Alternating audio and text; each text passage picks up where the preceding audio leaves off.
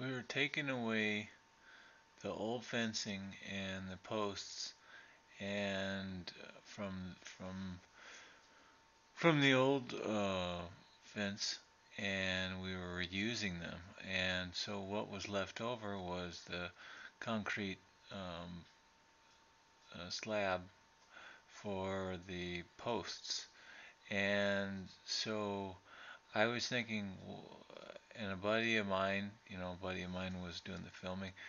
Uh, what can I do to get rid of those posts, so that they aren't so sharp, and so, whenever people walk around with their socks on or whatever, they aren't gonna scrape up their feet on that sharp metal, because he used that sawzall that I have in my hand right there to cut the posts, but it he only was able to cut it down to a certain level.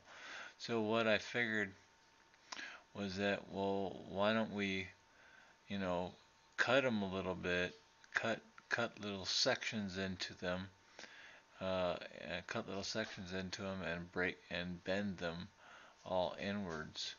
Uh, and so actually these are leaves that are resulting from from cutting with the sawzall.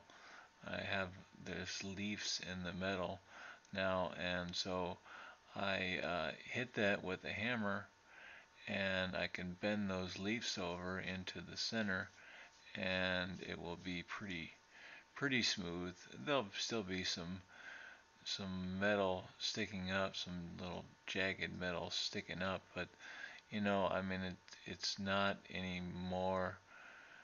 It's not too much more dangerous than rocks, stumbling on rocks or cutting yourself on rocks in your backyard. So anyway, I figured that it's good to have the leaves of the metal pretty short, because if you have them very long, then sure they're easier to bend inwards, but then you get this they only bend so far.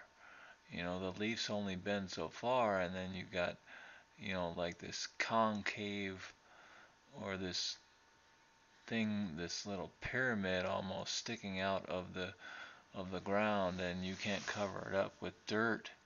So it's not very good thing.